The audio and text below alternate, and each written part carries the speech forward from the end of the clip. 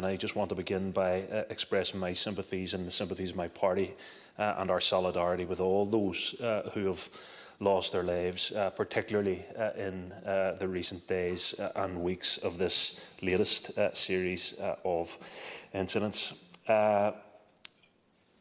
Minister, I don't really have the time, none of us do here tonight, to do justice to the context that's required in a debate such as this, but in the limited time afforded to me, I do think it is important to lay out some of that context, because the last couple of days, the last week, hasn't happened without context, and we have laid it out in this House with you and your presence here in this term and indeed in the last term. So in no way do I seek to be reductive, Minister, but just a snapshot of some of that context that strikes me. There is, of course, a coloniser and the colonised.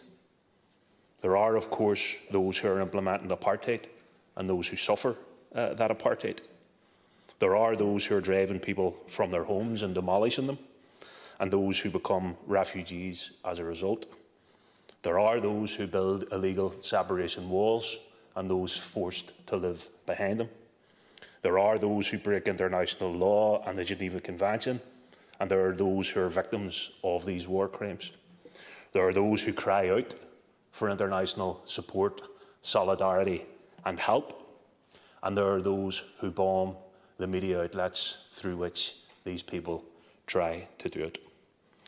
So, Minister, you'll forgive me, but when concluding your remarks, you ask, how, being in possession of all of this information and knowing this, you've said you've been to Gaza and other places, you then ask for Israel to act responsibly. It strikes me that they have no desire whatsoever to act responsibly. So I think what this state, and indeed states throughout the world, need to do is to act responsibly in response to the flagrant breaches of international law by Israel, to the vast slaughter carried out against the Palestinian people. And just some of the measures that strikes me in the very limited time I have available to me this evening is that we actually use the UN Security Council seat for practical outcomes, that we recognise the state of Palestine, adhere to the will of the Oireachtas and recognise the state of Palestine, and as other colleagues have said, implement the Occupied Territories Bill. Because I don't doubt for one second, Minister, the sincerity and the forthrightness of your words, whether in this chamber or in other chambers.